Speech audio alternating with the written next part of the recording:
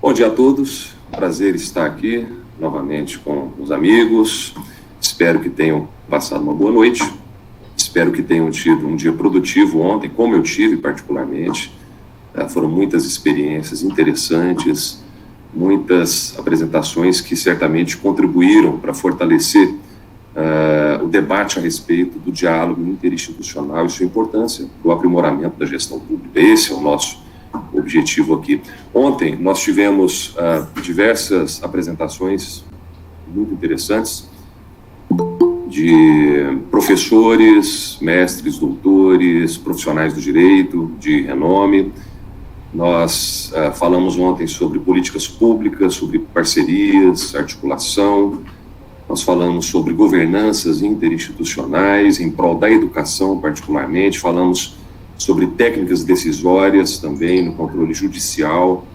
De políticas públicas foram apresentados os leading cases das creches, né, dos autistas. Tratamos a respeito da questão dos dados processuais relacionados à educação, à taxonomia, com a brilhante apresentação da Gabriela, do CNJ, e concluímos o dia falando sobre experiências na área da saúde, né? Atuação no Gabinete de Atuação Interinstitucional em São Paulo, na área da saúde. Então, foi um dia realmente muito produtivo. Nós tivemos muita gente de fora falando ontem, né? Diversos professores da USP, gente de Minas Gerais, gente de Brasília. Agora, hoje é o dia do pessoal da Terra, né? Nós temos aqui hoje professores da UFG que vão apresentar esse primeiro painel, o professor Gesiel, que é pró-reitor da UFG, a professora Fabiola, do IPTESP, a professora Luana, também da UFG. Em seguida, nós contaremos também com a participação da secretária da Educação do Estado de Goiás, a professora Fátima Gavioli, vai falar sobre a atuação do gabinete de crise da secretaria em face dos desafios impostos pela pandemia. Em seguida, teremos também a honrosa presença do Dr. Ailton Vec, Procurador-Geral de Justiça, da doutora Juliana Diniz, Procuradora-Geral do Estado, falando sobre a atuação do Executivo e também do MP nesse momento de pandemia. E no período da tarde prosseguiremos com apresentações também de peso. O Dr. Ivan Bonilha, presidente do IRB, falará junto com o Dr. Selmar Heck a respeito do controle externo e da articulação interinstitucional em tempos de pandemia. Em seguida, teremos um painel com representantes do Ministério Público de Contas, falando sobre parcerias interinstitucionais também. E, ao final do dia, nós concluiremos com a doutora Adriana Portugal, o conselheiro Antônio Rainha, do TCDF, e a conselheira substituta, a doutora Heloísa, da nossa casa, falando sobre o Programa Integrado para a Retomada de Obras Públicas. Então, certamente será um dia tão produtivo quanto foi ontem. E é isso que eu desejo a todos. Desejo sucesso nesse dia, que todos nós possamos aproveitar bem as apresentações que serão feitas. Certamente serão apresentações de extrema qualidade, que muito contribuirão para o sucesso desse evento. Então, bons trabalhos a todos. Eu passo a palavra à doutora Jaqueline. Muito obrigada, conselheiro. Bom dia a todos. Nós já vamos iniciar os nossos trabalhos com o primeiro painel do dia, que é o painel de número 5, tratando como tema geral de articulação em tempos de pandemia. E nós vamos convidar os expositores, os 3 da UFG, que vão falar justamente sobre universidade pública, parcerias interinstitucionais em tempo de pandemia. Eu já informo aos senhores que cada um terá 25 minutos para a sua apresentação, e eu tenho essa difícil missão de, às vezes, cessar a fala de vocês por conta do tempo, ok? Eu convido já imediatamente, então, o Dr. Gesiel Freitas Carvalho. Dr. Gesiel é pró-reitor de Pesquisa e Inovação da UFG. Bom dia, Dr. Gesiel, esteja à vontade. Bom dia, doutora Jaqueline. Bom dia a todos os demais, doutor Saulo Mesquita, minhas colegas Luana e Fabiola. É um prazer estar aqui nessa manhã falando desse tema importante para a universidade, para a sociedade brasileira e para a sociedade goiana em particular. Vivemos uma situação muito excepcional, estamos aprendendo bastante, temos trabalhado muito para podermos contribuir com o esforço geral de superação da melhor maneira possível desse grande desafio que a sociedade brasileira e o mundo, né, a espécie humana vive no planeta atualmente.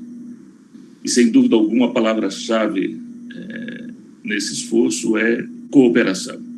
Cooperação interdisciplinar, cooperação interinstitucional. Esforço precisa de ser compartilhado, precisa se somar competências, tanto competências técnicas, científicas, como soluções e competências institucionais, para que possamos, de fato, enfrentar um desafio de tal complexidade como esse que nós vivemos. Do ponto de vista da UFG, eu vou me ater a alguns aspectos mais gerais e estou certo de que a professora Luana e a professora Fabíola vão abordar aspectos mais específicos. Dizer que a UFG, logo no início, quando a situação da pandemia começou, ela se movimentou rapidamente e buscou duas linhas de ação. De ação. De um lado, reunir de maneira cooperativa as competências intelectuais, técnicas e científicas que ela possui, combinado com a sua infraestrutura instrumental no enfrentamento à pandemia da Covid-19. E, ao mesmo tempo em que ela fez isso internamente, ela também deflagrou um processo de estabelecimento de cooperação com outras instituições do Estado, instituições da sociedade civil, empresas, para somar esforços no sentido desse enfrentamento. Aí, em meados de março, contando um pouquinho aí da linha do tempo, em meados de março, já com a pandemia se instalando aqui no estado de Goiás, nós realizamos uma grande reunião. Essa reunião ocorreu no centro de eventos do Campo Samambaia, da UFG, que é uma área, um espaço físico bastante generoso. Naquele momento, a situação já requeria cuidados com o distanciamento entre as pessoas e os cuidados de higiene com relação ao risco de contaminação. E nós reunimos, então, naquela ocasião, professores, pesquisadores das áreas de saúde, da medicina, da enfermagem, microbiologistas, das ciências biológicas, físicos, químicos, engenheiros, estatísticos, o pessoal da área de design de modas, para discutir as ações conjuntas e o que, mais especificamente, naquele momento, a universidade poderia contribuir para o esforço geral.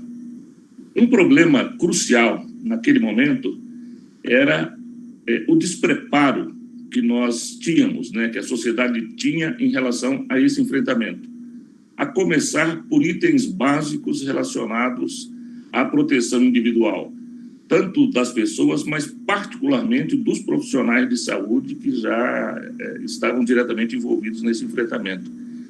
Então, nós não tínhamos disponíveis no mercado itens como protetor facial, máscaras de proteção individual, aventais. Nós tínhamos sérios problemas já em relação às instalações das unidades de terapia intensiva. Faltava um elemento essencial nesse enfrentamento, que eram os respiradores mecânicos. Nós tínhamos desafios importantes relacionados ao acompanhamento da evolução da doença, tanto do ponto de vista da análise estatística, da previsão de evolução, quanto da sua distribuição geográfica. Nós tínhamos um desafio importante, que era a capacidade de realizar testes com as pessoas para poder separar, identificar, separar os possíveis contaminados, visando o controle da expansão da doença. Enfim, eram múltiplos os desafios, e então a universidade se lançou, juntamente com outras organizações, no esforço para esse enfrentamento. Então, montamos um grupo amplo de produção de EPIs, destacando aí 2 grupos principais, um para a produção de protetores faciais, de outro lado um grupo para a produção de máscaras e aventais, prioritariamente voltado aos profissionais de saúde e da área pública em especial, que estavam diretamente envolvidos no enfrentamento da pandemia, mas não apenas. E aí constituiu-se também grupos para trabalhar no processo de testagem, o que permanece até o momento, reunir equipamentos, competências, organizar os laboratórios, preparar o espaço. Tivemos também uma ação importante de vários grupos para fazer o estudo da evolução da doença, né, quanto aos seus aspectos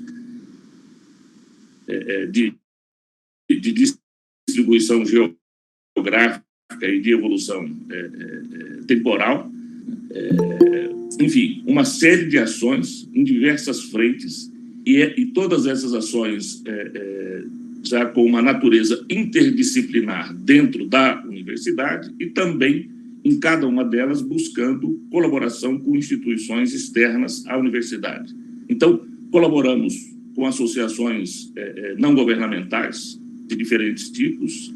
Tivemos uma colaboração importante nesse esforço para a produção de EPI, uma colaboração importante com o SESI, SENAI, com a ABINFER, que é uma associação da indústria de ferramental do país. Tivemos colaboração com várias estruturas de governo, tanto do governo federal quanto do governo estadual, como dos municípios. Tivemos colaboração com empresas na produção de EPIs, no esforço para o desenvolvimento do respirador mecânico. Tivemos também uma colaboração de diferentes empresas e de órgãos públicos no esforço para a recuperação de respiradores que estavam parados por diferentes tipos de problemas mecânicos ou eletroeletrônicos no almoxerifado de vários hospitais.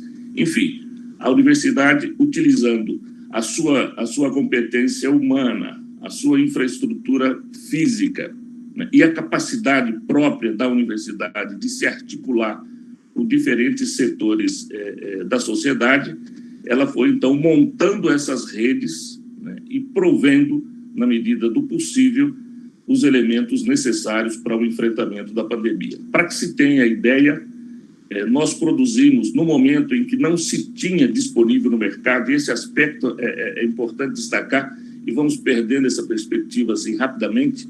No primeiro momento da pandemia, os hospitais não dispunham e não havia disponível no mercado para comprar, ou o valor de venda era altíssimo. Por exemplo, protetores faciais, né, aquelas máscaras de plástico essenciais para o profissional de saúde. Com essas ações de colaboração diversas, a universidade montou uma linha de produção dentro da própria universidade e em colaboração com os parceiros, em especial o sistema SESI e SENAI.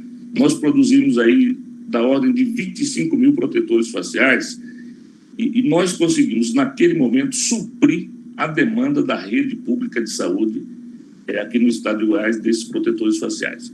Hoje a situação já normalizou, já existe disponibilidade no mercado para aquisição desses itens, então aí esse processo de produção ele foi sendo diminuído, apesar de ainda continuar, né, e de atender agora hoje demandas mais específicas fora do estado, por exemplo, demandas de enfrentamento em tribos indígenas fora de Goiás, em Mato Grosso, etc.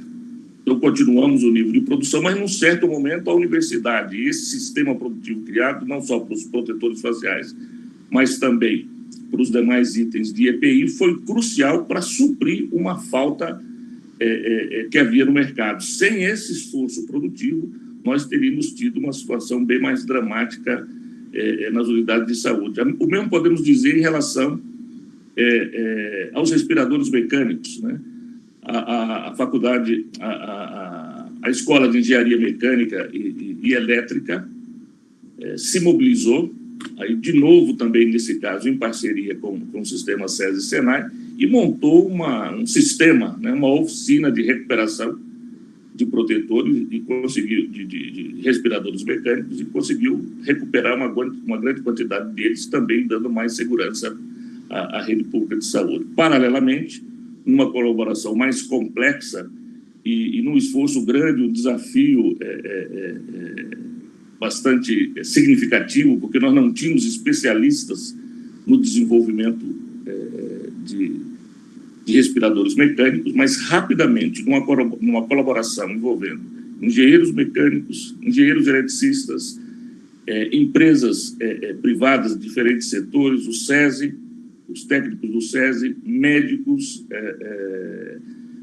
montou-se uma força-tarefa e rapidamente a universidade ofereceu para o sistema produtivo do Estado a possibilidade de produção de um modelo de respirador mecânico que atendia muitas das necessidades do sistema de saúde, né? Então, assim, de uma maneira bastante geral, eu destacaria durante essa pandemia, né, esses aspectos relacionados ao esforço da universidade, tanto de mobilizar as suas competências de maneira multidisciplinar, como, particularmente, de se articular com outros organismos públicos e privados da sociedade para responder a essa demanda excepcional.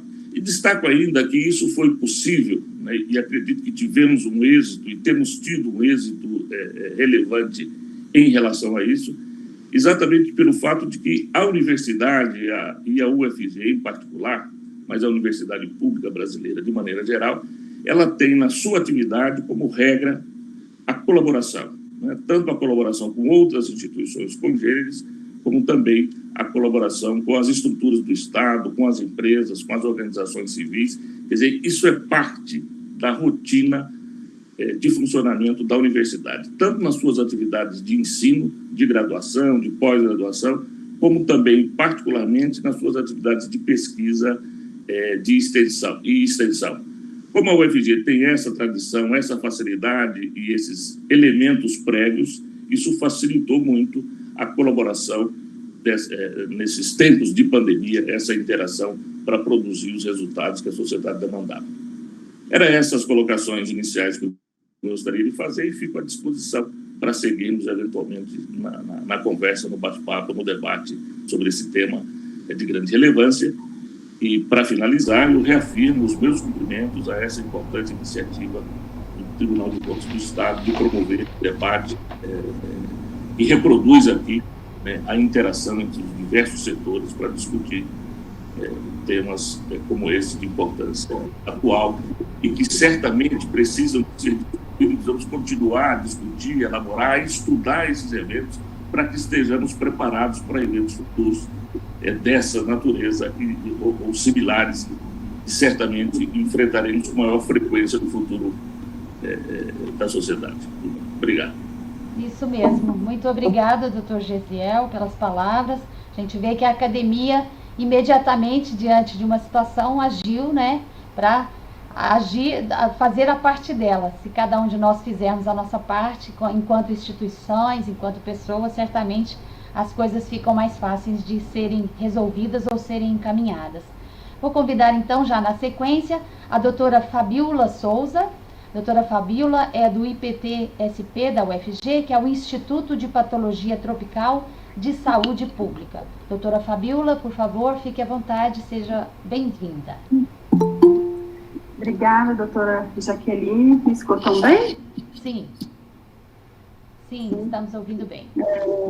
E ao doutor Saulo pelo convite para estar vindo falar um pouquinho, né, sobre uma dessas ações que o professor Gesiel já colocou. Como ele disse muito bem, a universidade desde o início se mobilizou em diferentes frentes, né? Vou compartilhar aqui com vocês para poder colocar um pouquinho melhor. Vou estar falando um pouco sobre uma dessas frentes de ação que foram estabelecidas na universidade. Vocês estão visualizando a tela? A partir de março, né, como o professor Gesiel falou, foi estabelecido um grupo que formou uma rede de laboratórios com a intenção de auxiliar o diagnóstico frente à situação da pandemia, né?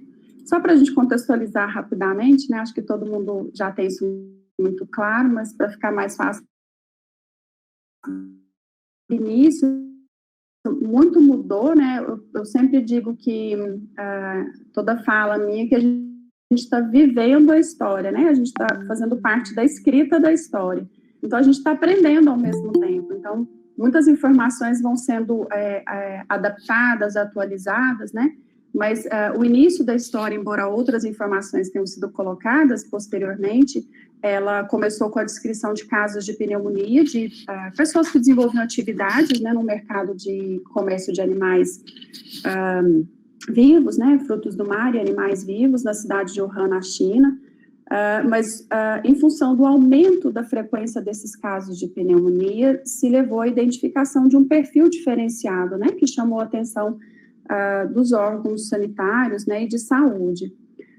E em janeiro, isso rapidamente, né, depois de dezembro, em janeiro, a Organização Mundial de Saúde já declara um estado de emergência de saúde pública de importância internacional, pelo número de casos, né, pela dispersão desses casos, e em março a gente tem estabelecido já a caracterizada pandemia, quando a gente tem, a pandemia não só pela gravidade, né, mas pela dispersão desses casos em diferentes regiões do mundo. E desde essa época, com a identificação do agente que estaria associado, né, que seria um novo coronavírus, os primeiros trabalhos, eles se basearam em diagnóstico, né, que possibilitou a identificação de um novo agente associado a esse novo quadro. Os coronavírus, eles pertencem a uma família já muito bem conhecida, né, na virologia, muito bem estabelecida. Então, dentro dessa família coronavírida, existe uma variedade muito ampla de variantes virais. Esses vírus, eles têm uma diversidade de hospedeiros, então a gente tem vírus específicos para diferentes espécies animais, mamíferos, aves, além do homem. E existe um grupo de coronavírus específico para humanos, mas muito mais frequentemente associados a um quadro respiratório leve, né? Comumente denominado como resfriado.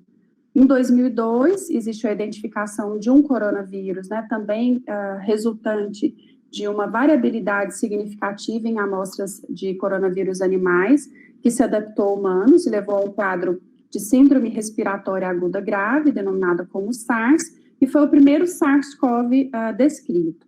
Depois, em 2012, o MERS-CoV, que foi descrito também como síndrome respiratória no Oriente Médio, e em 2019, esse novo coronavírus que foi descrito, né, as investigações a partir de sequência genômica, né, e associação com o perfil de replicação, ele também foi caracterizado como um coronavírus associado à síndrome respiratória aguda grave, e dessa forma, pelo Comitê Internacional de Taxonomia, ele foi designado como SARS-CoV-2, que é o agente que a gente trabalha hoje, né.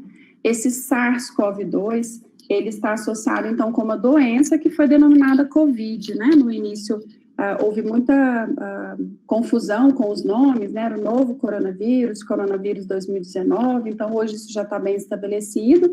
A doença denominada COVID, de coronavírus disease, né? Do ano de 2019, e o SARS-CoV-2, que é o agente associado, né? Essa pandemia, então, se dispersou por todo o mundo. A gente tem diferentes regiões do mundo com diferentes perfis, tanto de casos como de mortalidade. A taxa de letalidade, ela é muito variável entre os países também, isso reflete muito as condições socioeconômicas, atendimento à saúde, faixa etária, né? Isso tudo está diretamente associado à letalidade.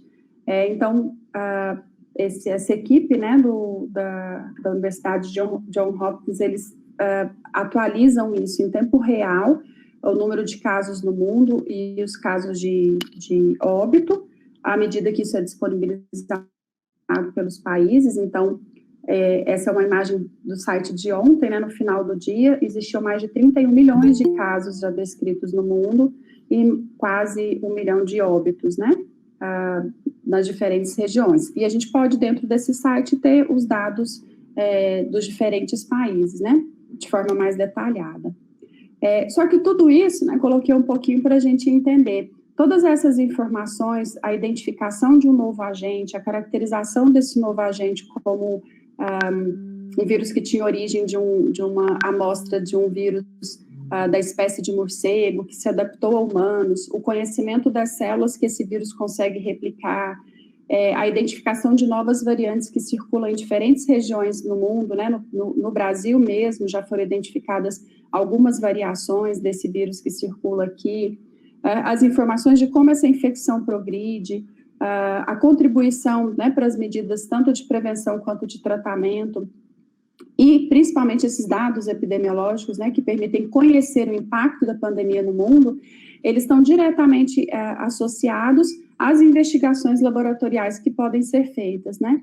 Então, desde o início da pandemia, muito se realizou, e de lá para cá, muito tem sido adequado e aperfeiçoado para melhor conhecimento de como essa pandemia tem progredido e maior número de informações para que se possa contribuir, tanto com tratamento, prevenção, a prevenção não só pensando numa vacina, né, mas essas medidas básicas de identificação de um caso positivo e o isolamento desse caso positivo,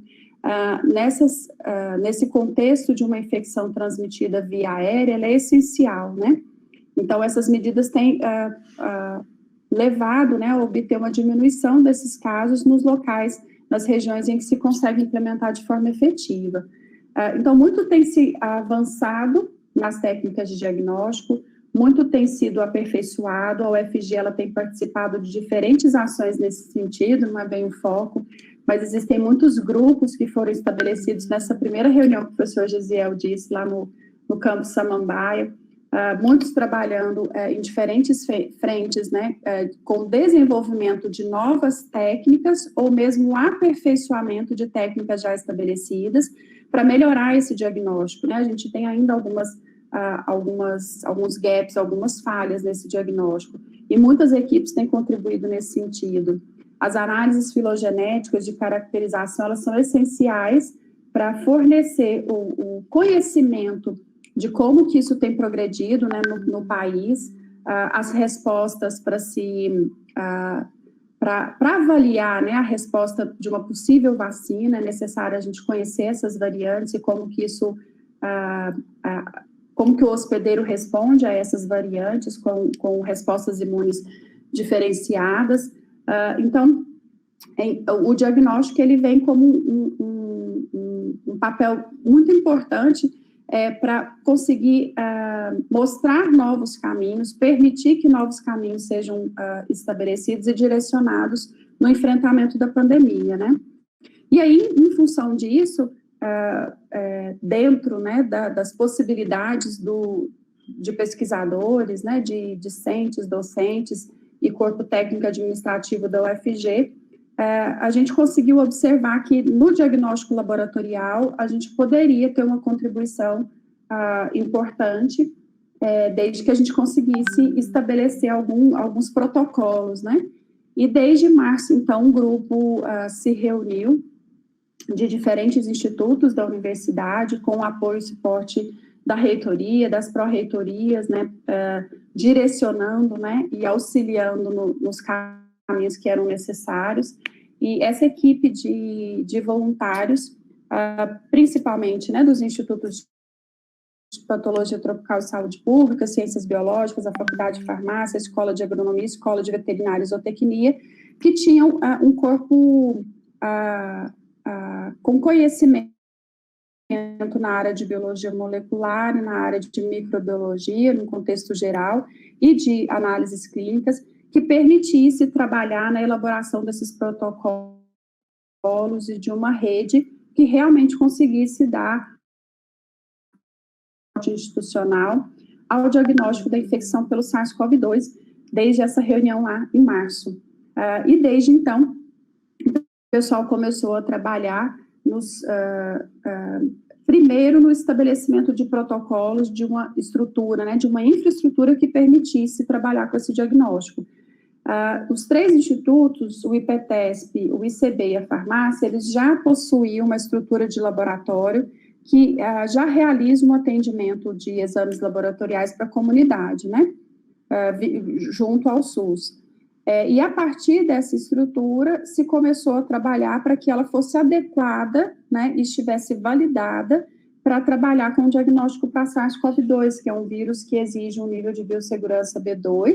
Então, não é toda estrutura laboratorial que teria essa estrutura, a gente precisou ir atrás, né, de validação dos equipamentos, né, há alguns que exigiam algum tipo de aperfeiçoamento para que tivesse adequado, e todos os protocolos que precisavam ser estabelecidos para que esses laboratórios funcionassem, né.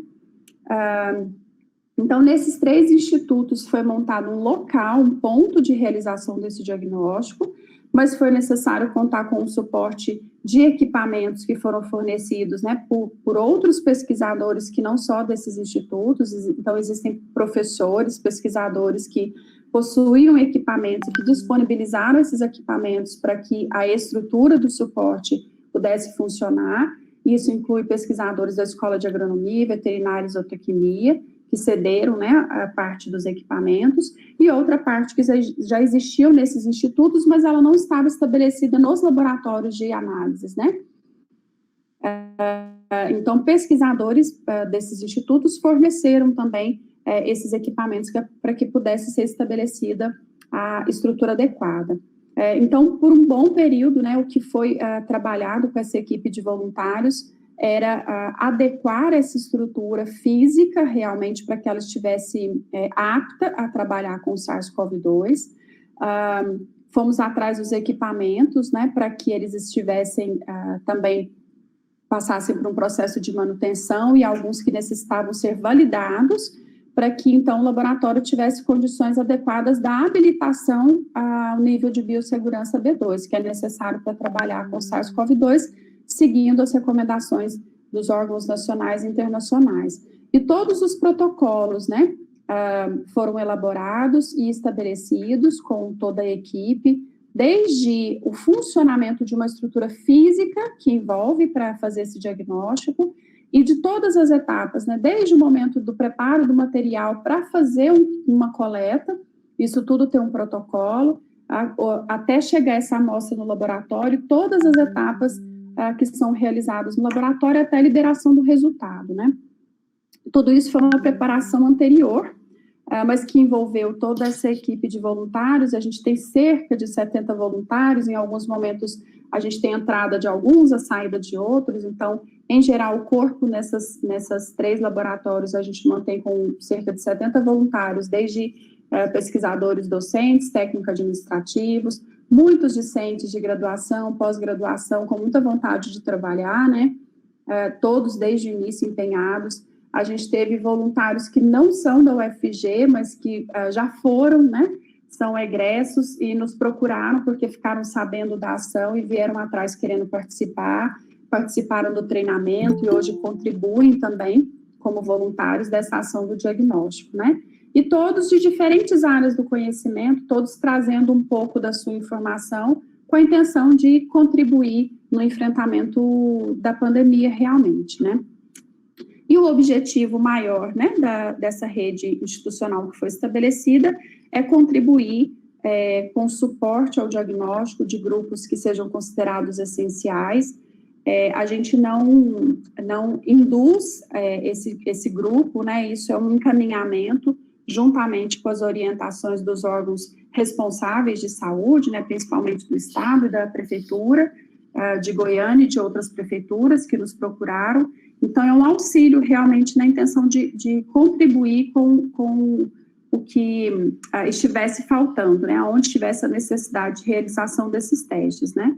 E a gente entende que a realização desse suporte, né, a informação de diagnóstico de pessoas que não poderiam ter essa informação, ela contribui fornecendo instrumentos que auxiliam a tomada de decisões estratégicas, né, principalmente pelos órgãos de controle. Depois que foi estabelecida essa estrutura, né, e essa equipe de voluntários e passamos pelo treinamento, o que era necessário era que a gente tivesse recursos para a realização desses testes, né. a equipe ela foi estabelecida para a realização do teste que é considerado padrão ouro, que é o teste molecular, o RT-PCR, para a detecção do genoma do SARS-CoV-2. E é uma técnica que é muito caro, né, tanto os equipamentos, mas que foram montados dentro dessa estrutura da UFG, mas o consumo, né, de material ele é muito grande, e os reagentes e os kits que são específicos também dependiam de recursos para que a gente pudesse adquirir. Assim como o material de proteção individual, que nesse caso é essencial, e todo o material de limpeza, desinfecção e descarte que eram necessários, né? E a partir disso foi uma outra frente de trabalho, né, muito próximo da reitoria, das pró-reitorias e de outros grupos da universidade, para que a gente conseguisse estabelecer a captação desses recursos e que a gente realmente fosse para a bancada, como a gente diz, né, e realmente trabalhar fazendo o diagnóstico depois de tudo que foi preparado, né. E, em cima disso, a primeira ação que a gente teve, desde lá do início também, foi o grupo que foi estabelecido a partir da coordenação da professora Classi, da Faculdade de Enfermagem, junto com a professora Luana, e outras unidades, né, além do IPETESP, o ICB e a farmácia, a gente tem a equipe da Faculdade de Medicina, engenharia, existem várias outras unidades que contribuíram para o estabelecimento dessa ação. E nessa ação foi estabelecido um projeto que obteve um recurso via MEC, e esse recurso poderia ser destinado para a compra desses insumos e desses reagentes para a realização desses testes, direcionado a profissionais de saúde. Eu acho que a Luana vai estar falando um pouco melhor sobre isso, né? Mas as nossas primeiras ações, né, práticas de ir para a bancada, como eu disse, a partir de tudo que a gente teve de preparação dessa estrutura, que também foi um trabalho muito árduo até a gente conseguir estar com tudo pronto, mas as primeiras ações, elas começaram a partir da tenda triagem COVID-19 da UFG. Então, a coleta de amostras de profissionais de saúde com suspeita de infecção era realizada numa tenda que foi montada lá no Centro de Aulas D, no setor universitário, na UFG, e essas amostras, então, estavam sendo testadas e continuam sendo testadas até esse momento. A tenda triagem continua desde maio, eu acho, né, que começou, e continua até hoje, realizando o teste nesses profissionais, né. A tenda cresceu, ela teve outros braços, e a equipe do diagnóstico continua auxiliando, né? Acho que a Luana vai falar um pouquinho melhor. Além dessa ação da tenda triagem, foi estabelecida uma parceria com a Secretaria Municipal de Saúde da Prefeitura de Goiânia, e eles repassaram um recurso que foi administrado pela Fundação de Apoio ao Hospital das Clínicas, a partir do qual foi utilizado para a compra de material também, né? Insumos, material de equipamento de proteção individual, e os consumíveis e os reagentes também para a realização dos testes moleculares nessa rede da UFG de suporte institucional, e o atendimento ele é realizado da população que é atendida, né, nas unidades de saúde da prefeitura com caso suspeito. Então, a gente contribuiu com o atendimento conforme a necessidade que a própria prefeitura colocava, né? O laboratório central, o LACEN, ele estava mais diretamente associado a casos graves, né, o diagnóstico, na maioria das vezes, ele era direcionado para os casos graves de internação, e essa população que era atendida em unidade de saúde, com uma suspeita clínica sem maior gravidade ou severidade da infecção, ela precisava também desse suporte diagnóstico, né, e uma das frentes que a gente contribuiu com a equipe foi a realização desses testes. Mais recentemente, o grupo, né, do suporte institucional também recebeu um repasse de recursos do Ministério Público Federal, também para aquisição de insumos e dos kits de diagnóstico, para que seja oferecido também para essa mesma população que é atendida pela rede pública. Então, foi um valor a mais que a gente conseguiu para estar adquirindo esses reagentes necessários para a realização dos testes. A gente está em fase ainda de compra, né, desse material, em processamento. A gente recebeu ele agora no final de agosto, começo de setembro, está em processo de aquisição desses materiais. E também, desde o início, existiu o estabelecimento de um convênio com o Ministério da Ciência, Tecnologia e Inovações.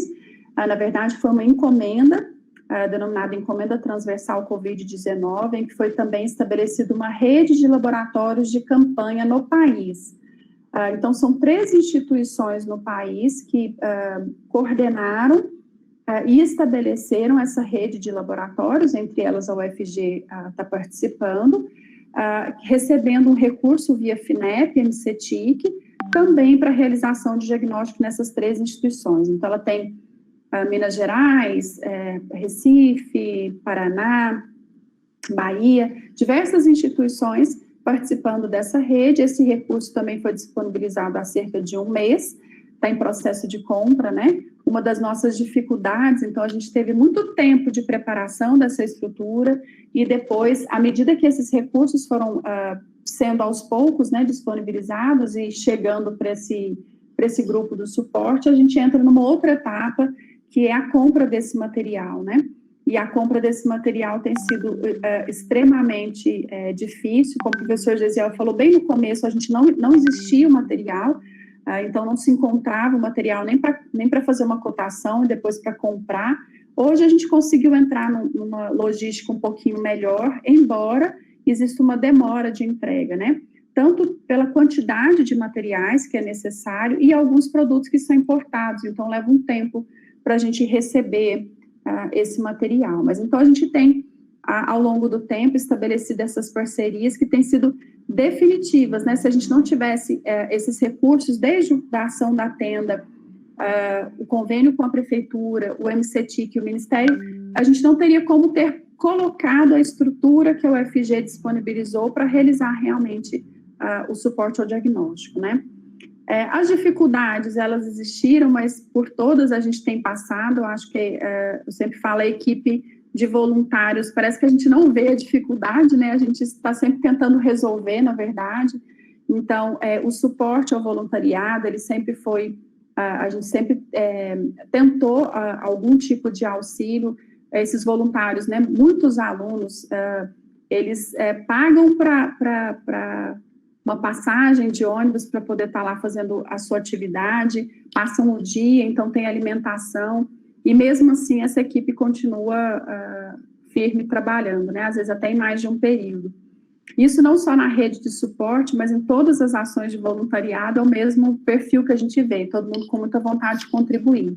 Como eu disse, a aquisição dos insumos e consumíveis, ela virou um gargalo no momento, a gente teve um entrave muito grande, porque em função da situação mundial era difícil conseguir esse material e a entrega dele em tempo, né? E a manutenção e a disponibilidade de equipamentos. A gente trabalha com equipamentos de pesquisadores da UFG. Alguns são de utilização particular, né, do laboratório particular desses pesquisadores que disponibilizaram prontamente, mas a gente entende que essas pesquisas também necessitam voltar. Então, embora a universidade tenha montado essa estrutura, a gente observa a necessidade de adequação no futuro, né, para que a gente consiga manter essa ação de suporte ao diagnóstico. E até a manutenção, né, o desgaste desses equipamentos também, que é muito frequente, né, eles trabalham dia e noite com uma quantidade de amostras bem grande para poder contribuir com esses resultados realmente. Mas sempre a gente tentando com o auxílio dos outros institutos e reitoria e pró-reitoria, a gente tem tentado sempre passar pelas dificuldades, e o que a gente tem de resultado, né, da situação atual até o momento, foram realizados cerca de 12 mil testes por essa rede de suporte institucional ao diagnóstico, todos testes moleculares, né? Como eu disse, tem outras frentes, né, na universidade, existem outros grupos realizando outras ações, existe um grupo participando do inquérito junto à prefeitura, que é teste de sorologia, existem ações diferentes dentro da tenda, mas nesse suporte ao diagnóstico molecular, né, especificamente, a gente tem cerca de 12 mil resultados que já foram liberados, e com esses recursos que ainda estão sendo, né, utilizados para a compra de material, a gente acredita a perspectiva de realização de mais 15 mil testes. né? Tanto em profissionais de saúde, olá. Tá, é o último. E a população suspeita também de infecção, né? Que é o nosso foco de atendimento. Era isso mesmo que eu tinha para falar, que é só imagens, né? Do nosso material, do nosso estoque. A gente fica muito feliz da nossa sala de estoque estar cheia quando chega o material e a gente poder distribuir entre a rede, né? E todo mundo ter o material para trabalhar. Quando falta alguma coisa, a gente vai atrás de outros pesquisadores, se pega empréstimo, todo mundo sempre muito solícito dentro da UFG, né? A estrutura que a gente tentou montar, um pouquinho do nosso treinamento com equipes de voluntários, foram feitos diversos treinamentos para que a gente tivesse essa equipe pronta para receber essas amostras e contribuir realmente com o diagnóstico. Era isso, e eu fico à disposição. Obrigada. Nós agradecemos imensamente a doutora Fabíola Fiacadori, que acaba de apresentar aí, trazendo mais um ingrediente que são os voluntários, não é isso, doutora Fabíola? Que importância que eles têm para a ciência e para a academia. E já nos encaminhando, então, para a nossa última palestrante expositora deste painel, que é a doutora Luana Ribeiro, da UFG também. A doutora Luana é vice-diretora da Faculdade de Enfermagem da UFG. Doutora Luana, seja bem-vinda e fique à vontade. Muito obrigada, bom dia a todos. Meu cumprimento, doutor Saulo, doutora Jaqueline, meus parceiros da UFG, professor Gesiel, professora Fabíola, e bom dia a todos que estão na sala aqui conosco, né? Estamos em 100 pessoas. Então, inicialmente, gostaria muito de agradecer o convite para a gente ter a oportunidade de compartilhar um pouco das ações, né, efetuadas e parabenizar pelo evento, porque quando eu vi o tópico, né, de diálogo interinstitucional, contribuições para o aprimoramento da gestão pública e do controle externo, isso mudou muito no contexto da pandemia, né? No nosso painel, a gente está apontando o papel da universidade pública. O professor Gesiel fez uma exposição bem geral de todas as nossas ações, de uma forma ampliada, né? E aí, muito importante trazer, a professora Fabíola, né, aprofundou na questão do suporte diagnóstico. Enquanto faculdade de enfermagem, nós tivemos duas grandes frentes de trabalho. Uma delas foi o projeto Tenda Triagem Covid-19 UFG, né, que foi toda essa parceria institucional de realmente coletar os exames naquele momento que precisavam. O foco deste projeto foi a questão dos profissionais de segurança pública e dos profissionais de saúde, tendo em vista, né, toda a vulnerabilidade que estavam nesse momento, porque foram serviços que não puderam parar, pelo contrário, né, quando a pandemia surgiu, a gente foi para a linha de frente, exatamente o movimento contrário. E aí, para falar um pouquinho sobre as parcerias institucionais, eu gostaria de compartilhar com vocês um dos nossos projetos também, que ele traz tanto a parceria institucional quanto interinstitucional, que é o projeto que a gente denominou de projeto EPI-UFG, tá? O que foi esse projeto? Ele nasce nessa reunião que o professor Gesiel disse, nessa reunião ampliada, em uma parceria da Faculdade de Enfermagem com a Faculdade de Artes Visuais. Foi uma época que realmente o mundo estava trazendo para nós uma dificuldade em relação aos equipamentos de proteção individual.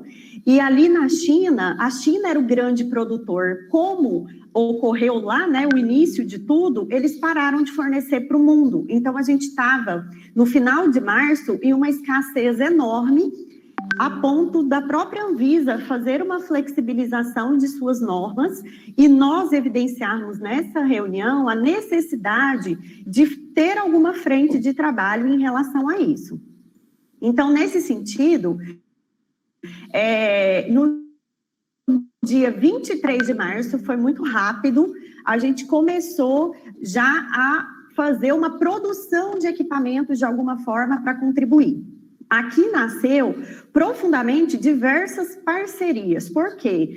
Era uma coisa que nós não tínhamos o conhecimento, nós tínhamos o conhecimento técnico-científico, mas nós não tínhamos, né, todo o amparo no detalhamento para fazer isso. Então, a gente teve uma parceria inicial com a Vigilância Sanitária Municipal, com a Vigilância Sanitária Estadual, com o Ministério do Trabalho, né, que são os principais órgãos reguladores no contexto da saúde do trabalhador. Tivemos também parcerias muito importantes para viabilizar que isso pudesse ser feito, porque nós não tínhamos matéria-prima, nós não tínhamos tudo que era necessário. Então, eu vou explicar para vocês um pouquinho do que foi o projeto, para vocês verem que sem as parcerias interinstitucionais, ele nunca poderia ter sido viabilizado, né? O que nós fizemos? Na Faculdade de Artes Visuais da UFG, existe o curso de design de moda e existe lá um laboratório de moda, que tinham máquinas, né? E que nós estávamos com as aulas suspensas justamente pela pandemia. A Faculdade de Enfermagem veio nesse sentido, com a parceria com a Faculdade de Artes Visuais, representados pelo professor Carlos, e nós transformamos esse laboratório de moda numa oficina de produção de EPI. Então, a gente implantou todos os protocolos da área de saúde, nós implantamos toda a avaliação de sinais e sintomas, nós implantamos distanciamento das máquinas, as medidas de biossegurança. Para vocês terem ideia, um estudante passava de 1 em 1 hora para a higienização das mãos de quem estava fazendo a produção dos equipamentos, porque era uma das medidas de controle. E a Faculdade de Artes Visuais entrou com a modelagem dos EPIs de acordo com as normas da ABNT, com o apoio e toda essa questão da oficina ali naquele momento. Quando nós conseguimos organizar, o grande objetivo desse projeto eram 2. Era fazer os EPIs para suprir a demanda naquele momento, tanto interno quanto externamente, entendendo o compromisso social da universidade e realizar capacitações, porque as pessoas estavam num momento muito complexo, né? Até de conhecimento de qual equipamento utilizaria. Ele virou, então, um projeto de ensino, pesquisa e extensão. Na parte do ensino, nós tivemos estagiários dos diversos cursos. Os nossos estagiários da área da saúde não foram interrompidos, porque o próprio governo federal liberou que continuassem, né, a parte prática. Então, eles continuaram com a gente na questão do projeto. Ele tem produção de pesquisa e de extensão. O que nós fizemos lá, então? Nós fizemos esse modelo, né, como uma oficina de costura, para produção de EPI, e a gente começou a replicar isso. Nós trouxemos isso para outros lugares, outros municípios do interior do estado. As parcerias que eu gostaria de mais ressaltar aqui foi, desde o início, nós tivemos a parceria da OVG. Eles entraram de cara conosco, com matéria-prima, porque eles também estavam fazendo um movimento. Então, toda a parte da matéria-prima propriamente dita, eles entraram também no começo com a questão de voluntários, porque a gente precisava de pessoa que era da área da costura, né? Que existe muita especificidade nos tipos de máquinas. Então, eles entraram com essa parte. E entraram também com a parte de dispensação. Por quê? Enquanto universidade, chegou um momento que a gente conseguiu fazer uma produção grande, mas a gente precisava que isso chegasse à população, que era o nosso papel. E como eles têm, vou chamar de braços, em diversos municípios do estado, eles também nos ajudaram na dispensação.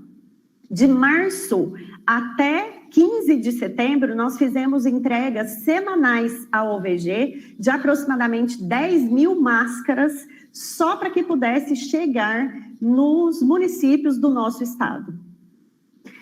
Uma outra importantíssima apoio, um outro importantíssimo apoio que nós tivemos foi com a Secretaria de Indústria e Comércio. Né? A SIC fez uma articulação muito grande conosco para poder fazer apoio em relação a corte, porque o Estado tem essa estrutura montada e que nós nem tínhamos, né, essa interligação e conhecimento que nós descobrimos justamente nesse momento. Nós fizemos uma outra parceria interinstitucional, que nós estamos produzindo até um artigo sobre ela, que foi muito enriquecedora para ambos os lados, que foi com a DGAP, com a Diretoria Geral de Administração Penitenciária. Eu não sei se todos aqui têm conhecimento, mas ali no Complexo Prisional de Aparecida de Goiânia, a gente tem diversas empresas que fazem o apoio, né, à população carcerária para que eles retornem à vida normal, né, para que eles se reabilitem e voltem para o contexto laboral. E muitas dessas empresas eram de costuras. Então, o que aconteceu?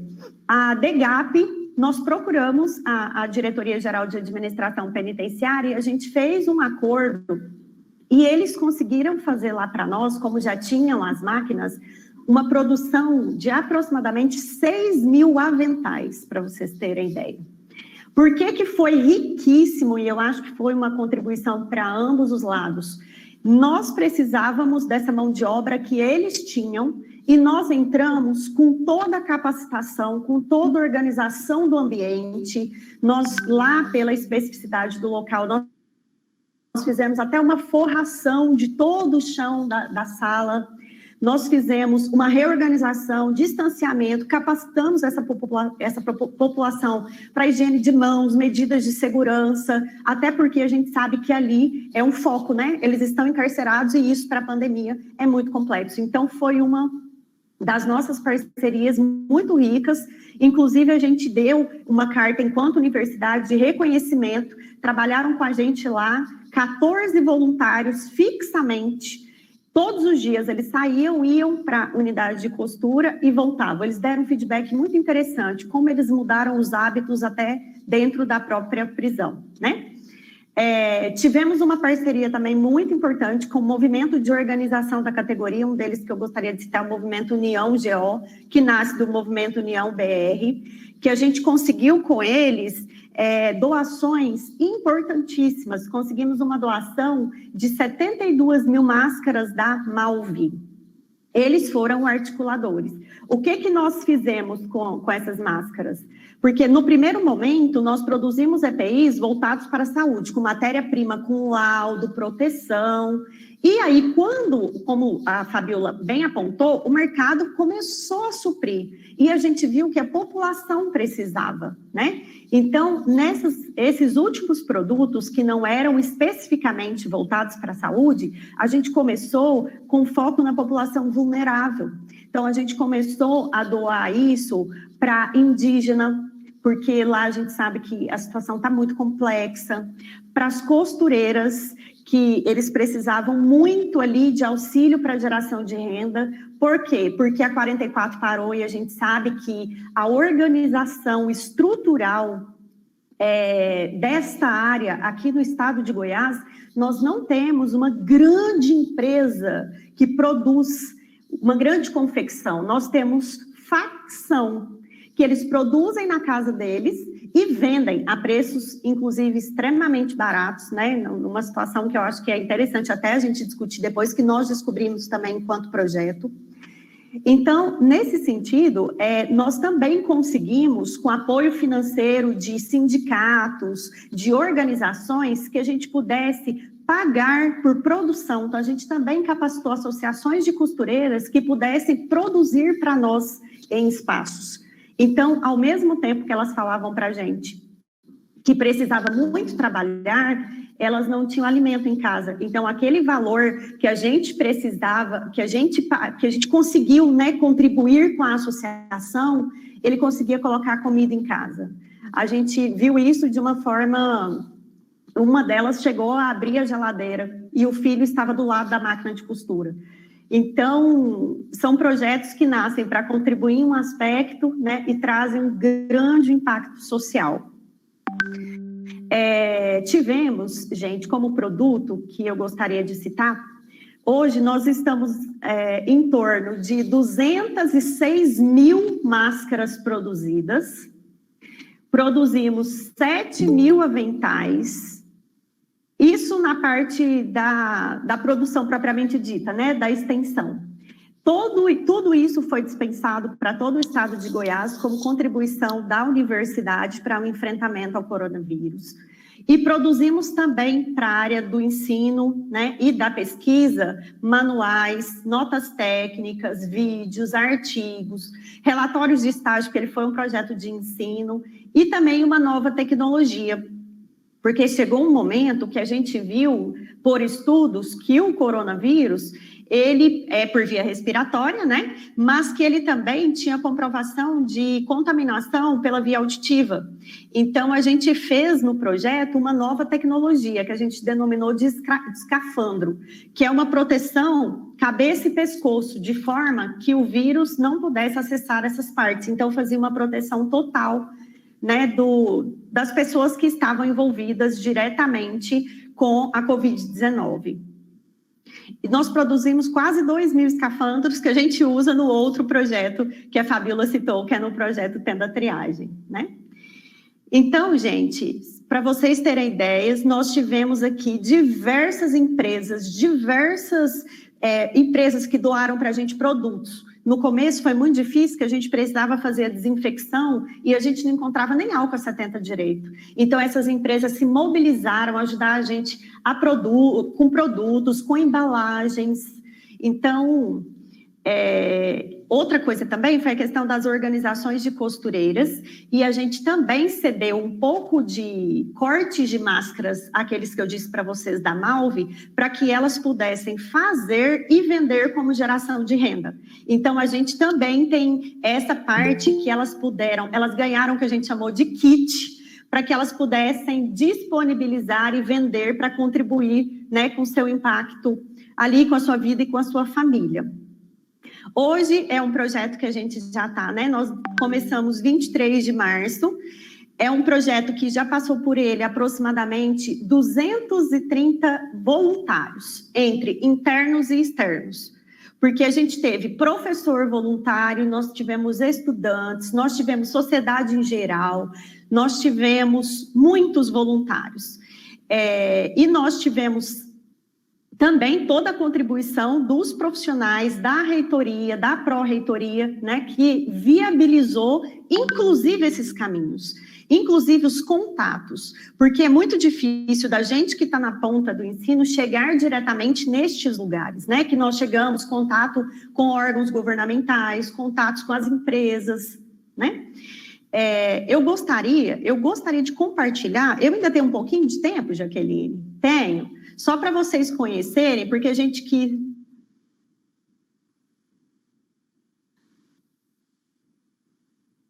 Ele é muito cavalheiro.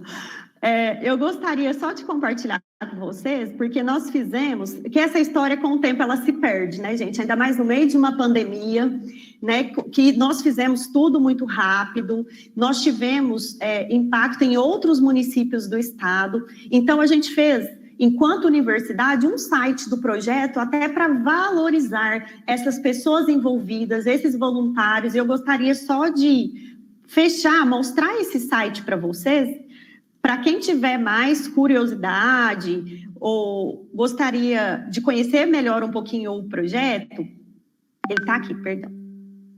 Esse é o nosso site. Todo mundo está vendo, gente? Ok, obrigada. Então, esse é o nosso site. A gente sempre utilizou a arte, a parceria. Aqui ele fala um pouquinho, né, do que é o projeto, como que nasceu nesse momento de enfrentamento, quais os nossos objetivos, o que nós esperávamos enquanto projeto, né? Nós superamos toda a nossa meta, tanto em produção. E, para além disso, o compromisso social que nós, nesse momento aqui, quando a gente escreveu, a gente nem visualizava onde nós poderíamos chegar. Também tivemos uma campanha de voluntários para costurar, então é só a pessoa entrar, que contava com apoio, a gente fazia, ensinava ele, tanto o processo de costura, quanto o processo das medidas de biossegurança propriamente ditas. Os responsáveis pelo projeto, de uma forma geral, né, a FEM e a FAV, a reitoria e pró-reitorias que tiveram apoio direto conosco desde o primeiro dia, quem das unidades acadêmicas envolvidas, discentes, tivemos muitos discentes envolvidos do projeto, pessoas externas, discentes de pós-graduação, membros do Hospital Veterinário, técnicos, todas as empresas que contribuíram conosco, que estão citadas aqui nas parcerias, contribuiu com produto, insumo, embalagem, contribuiu com produção, articulação, até organizar a gente. Por exemplo, a modelagem ajudou a gente com questão de máquina, auxílio. Então, todas estão citadas aqui. Os parceiros institucionais também, porque a gente fala da parceria interinstitucional, que é muito rica, mas a própria universidade é muito grande, então foi uma oportunidade ímpar também de nos conhecermos internamente, né, para não só externamente. Todas as unidades que nós tivemos de produção e controle, então a gente teve Inhumas, teve Taquaral, não foi só vinculado ao município de Goiânia, fizemos ações de capacitação específicas para quem queria fazer a produção. Todos os voluntários que foram para lá, só de lista de voluntário que a gente tem em escala, tem 111, tirando aqueles que são da própria instituição. Os produtos que nós esperávamos, né? O manual, a gente tem um manual mesmo, se vocês tiverem curiosidade para ver tudo aqui no manual, tem desde a parte da FEM com protocolos, como faz a higienização do ambiente, como que a gente cuida da matéria-prima, até a modelagem, o tamanho que é o avental, como são as regras da ABNT, tudo isso está nesse manual. Todas as matérias, nós saímos em rede local, rede nacional, né? Porque jornais, revistas, entrevistas, fizemos também vídeos instrucionais, por exemplo, protegendo quem nos protege, o que era o projeto, depois cuidados com a matéria-prima, condutas para a produção, para uma pessoa que estivesse em qualquer lugar do mundo pudesse ter acesso, né? E conseguisse replicar, porque a ideia também era essa. Higiene de mãos, desinfecção de superfície, fizemos muitos vídeos, né? Aqui foi matéria veiculada também, do projeto propriamente dito, o professor Eline junto conosco, que é da Faculdade de Enfermagem também, notas técnicas produzidas por engenheiro têxtil, a Dori produziu notas técnicas, tivemos até voluntários que são fotógrafos e são professores, que é a professora Tatiana Fiuza. Então, um agradecimento aos voluntários, toda uma história, esse é o professor Carlos, da FAV, toda uma história do projeto contada aqui, nós juntamos para não se perder. Então, só um minuto, voltei. Então, gostaria de fechar mostrando, né, que a gente ressaltou essa história e dizer que sem a parceria institucional e sem a parceria interinstitucional, não teria viabilidade alguma para a gente alcançar o que a gente alcançou e contribuir com tantas pessoas. A gente tem vídeos de costureiras que fazem agradecimento mesmo. Então, a gente viu que era um momento difícil, não só para a saúde, é um momento muito difícil para todo mundo, e foi muito importante para nós cumprirmos o nosso papel institucional enquanto universidade, de mostrar que a gente está além das nossas portas, que o nosso potencial é muito grande, que a gente precisa interagir com a sociedade, com estes órgãos, para mostrar do que a gente é capaz e no que a gente pode contribuir, né? Eu acho que, em suma, era isso, e fico à disposição se a gente quiser conversar, discutir e agradecer esse momento de ter a oportunidade de compartilhar ações dessa natureza. Muito obrigada. Nós agradecemos muitíssimo a doutora Luana Ribeiro, ao doutor Gesiel, à doutora Fabiola, que trouxeram informações muito importantes para nós, para conhecermos essa questão também da responsabilidade social da Universidade Federal, não é isso, doutora? E aqui no nosso chat, muitas manifestações positivas, as pessoas encantadas com esse trabalho. Me permita fazer uma pergunta aqui. Além desse elogio, a Viviane pergunta, Como se deu o remanejamento orçamentário da universidade para suprir os gastos com tais ações? Não sei se seria a doutora Luana ou o doutor Gesiel. Eu vou responder no contexto só do projeto, mas o professor Gesiel tem o domínio do todo. Viviane, nós recebemos doações dentro do projeto, especificamente, vou dar o exemplo da UVG, diretamente com a matéria-prima. Eles perguntaram o que nós precisávamos, a gente passou os requisitos com os critérios que necessitávamos, e eles fizeram a doação da matéria-prima, cederam os voluntários, coisas nesse sentido. Tivemos um fundo também, né, que aí foi institucional por meio da fundação, que aí o professor Gesiel, enquanto pró-reitor, né, de pesquisa e inovação, que fez essa organização orçamentária. E aí, professor Gesiel, deixo a bola com você, porque é muito maior enquanto universidade, tá? Muito obrigada. Obrigado, Luana. Eu acho que a pergunta ela é interessante, é importante. Eu acho sobre dois aspectos. Primeiro, porque todo esse esforço foi desenvolvido num cenário de extrema escassez orçamentária da universidade. Nós passamos, isso é público, por dificuldades grandes, por cortes orçamentários consecutivos, não só do orçamento da universidade proveniente do MEC, mas também o corte orçamentário indireto por intermédio da redução dos investimentos nos projetos de pesquisa por intermédio das agências financiadoras. Então, é interessante que, mesmo com essa situação de extrema escassez e de dificuldade, foi possível organizarmos todas essas ações, e certamente aqui não conseguimos esgotar tudo que foi feito. Há um aspecto importante durante esse processo, que foi um esforço grande que a universidade fez para colocar em operação o Hospital das Clínicas, né, o novo prédio do Hospital das Clínicas, que é um dos maiores hospitais universitários do país. Está pronto, está construído, falta concluir o mobiliário, mas numa parceria com a prefeitura, a universidade colocou parte desse hospital em operação para atender, tanto com leitos de UTI quanto com leitos convencionais, os pacientes da Covid. Enfim, há uma série de outras ações que tomaríamos ainda um bom tempo para discutir cada uma delas. Então, esse é um aspecto. Então, isso foi realizado numa condição de grande escassez orçamentária. Por outro lado, que eu destacava dois aspectos importantes, é que isso foi realizado. Agora, tudo isso não se faz sem recursos materiais, e nós sabemos muito bem disso. E aí é o lado dessa iniciativa do TCE de tratar das parcerias institucionais nas ações da pandemia.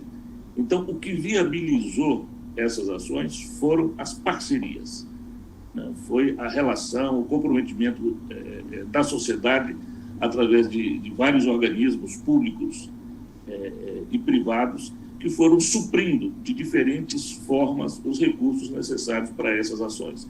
A universidade mobilizou uma parte de recursos de projetos de pesquisa, de recursos vinculados à Fundação de Apoio, mas em quantidade assim pouco significativa em face do volume de recursos necessários.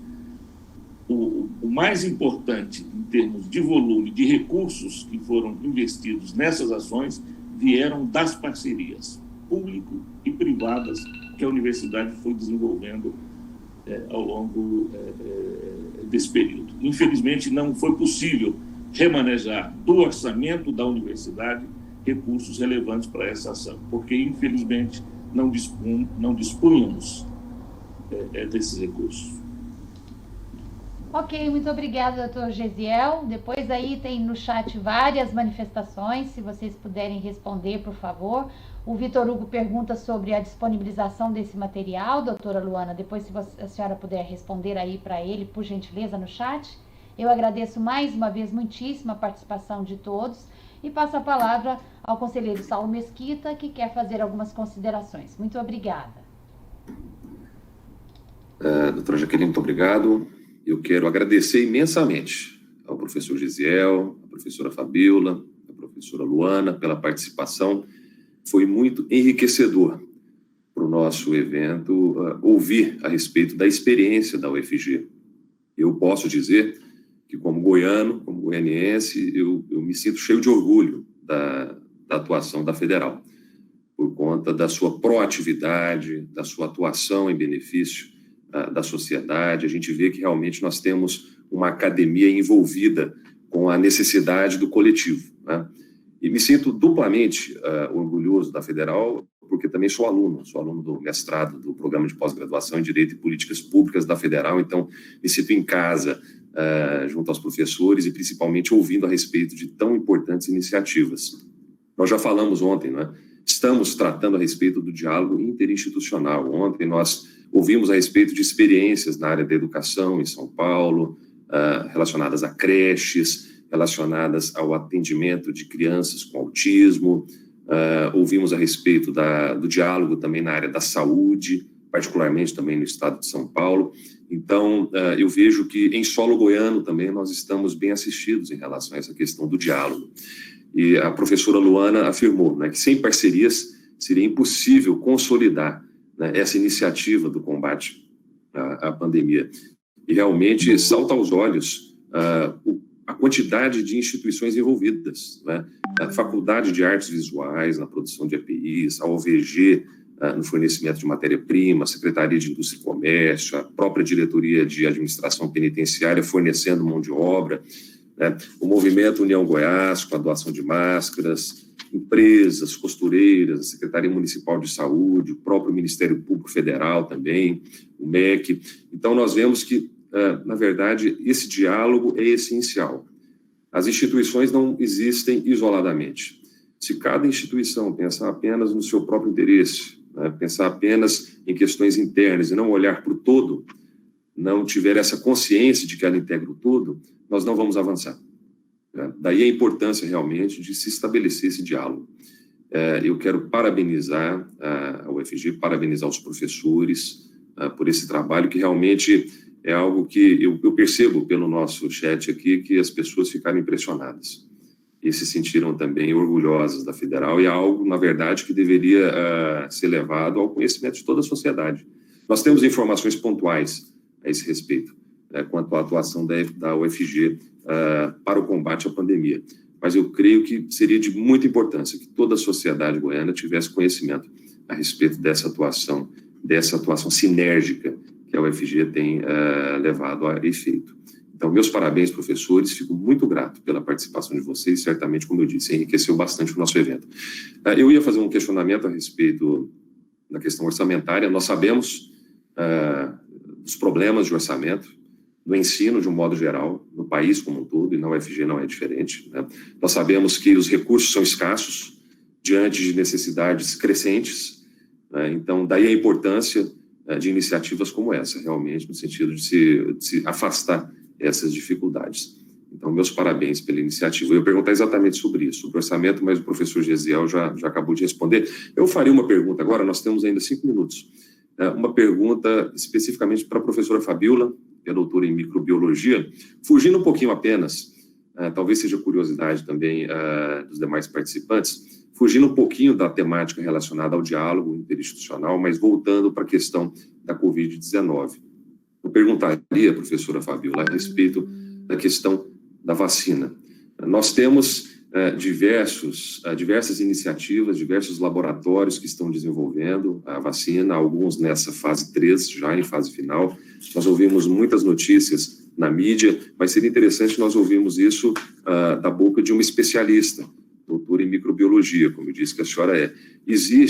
Qual é a percepção que a senhora tem a respeito da questão da vacina? Existem realmente estudos promissores nesse sentido? Existe a possibilidade real de nós termos um produto finalizado e eficaz realmente a curto prazo? E qual seria a perspectiva a longo prazo também em relação a termos de eficácia dessa possível vacina? O que a senhora poderia dizer para nós? Então, como eu disse no começo, a gente está aprendendo e conhecendo esse agente. Embora a gente conheça a história dos coronavírus, esse SARS-CoV-2, ele é um vírus diferente. Um dos pontos principais que tem sido muito discutido é a possibilidade de novas variantes virais. Então, são 2 pontos que a gente tem que analisar quando fala de vacina. O primeiro as vacinas que estão já estabelecidas e na fase 3 de análise, existem 3 vacinas com boas perspectivas.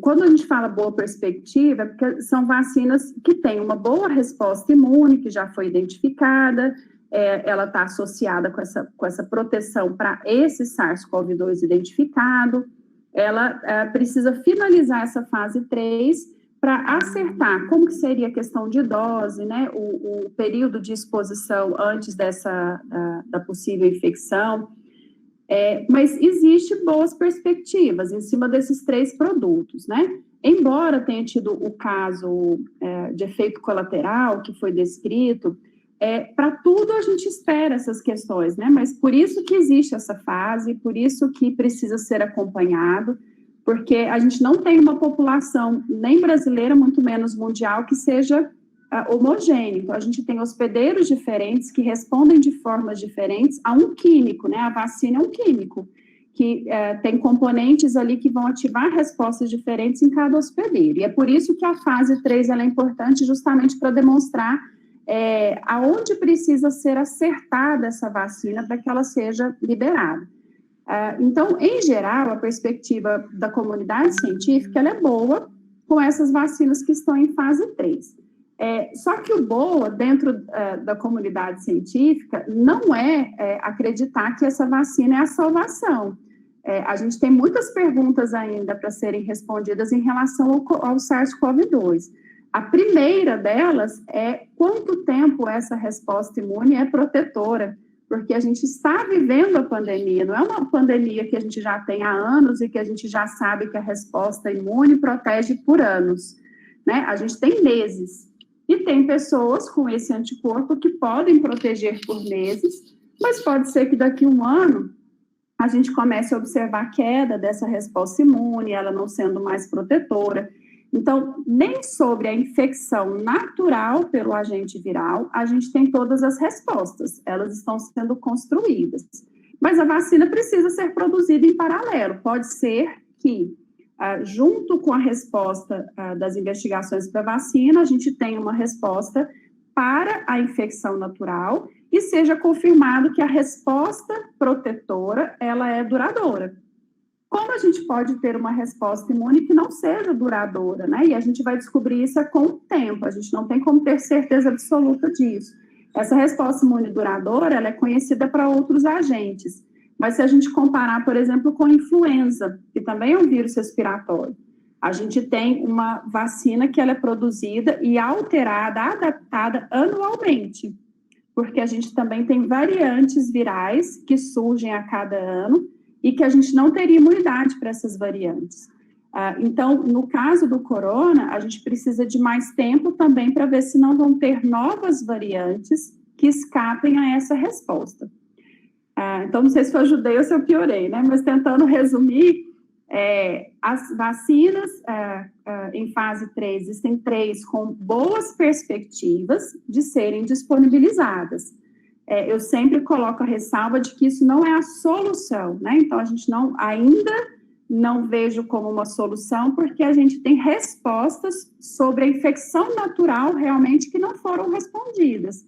Então, mas junto do caminho da vacina, essas respostas vão sendo obtidas, né? Então, pode ser que a gente tenha uma vacina que realmente proteja ao longo da vida dos hospedeiros, se a gente identificar que a resposta imune que a gente produz naturalmente também é protetora. E se esse vírus não sofrer variabilidade significativa que escape dessa nova resposta, assim como a gente observa para a influenza. E isso é um ponto da ciência que tem sido muito investigado, porque já existiram cepas variantes que foram descritas. Não que elas se estabeleceram, mas a gente pode vir a ter um SARS-CoV-2 com uma pequena variação, não seria um SARS-CoV-3, é um SARS-CoV-2 com uma pequena variação, assim como a gente tem o influenza, o H1N1, com pequenas adaptações a cada ano. Então, isso a gente está em conhecimento, paralelo à produção da vacina, né? Então, tem boas perspectivas? Sim, mas que a gente ainda precisa caminhar um pouco até sobre o conhecimento da própria infecção natural. Não sei se eu ajudei. Ajudou sim. É bom saber que existem boas perspectivas, né? Isso, mas, de todo modo, eu quero apenas salientar a importância do conhecimento científico, a importância da academia, porque não apenas a questão da vacina, do desenvolvimento da vacina, mas até das formas de tratamento da doença. Tudo isso tem que partir, na verdade, do conhecimento científico. Existe uma linha, uma tendência de alguns no sentido de desvalorizar o conhecimento científico, no sentido de ir pelo lado do achismo, né? Então, apenas com ciência, na verdade, se constrói uma sociedade melhor. Eu tenho certeza disso. Daí a importância de se investir em educação, desde o ensino básico, ensino fundamental, até a universidade. Um país que investe em educação certamente tem um futuro melhor. Eu tenho certeza disso. Então, apenas para encerrar minha fala, eu agradeço muito a doutora Fabíola, a doutora Luana, a doutora Gisele, pela participação de vocês. Foi essencial para o nosso evento. Espero que nós tenhamos uma outra oportunidade de estar juntos novamente. Muito obrigado. Um abraço. Doutora Jaqueline. Muito bem, obrigada a todos, obrigada às considerações do conselheiro.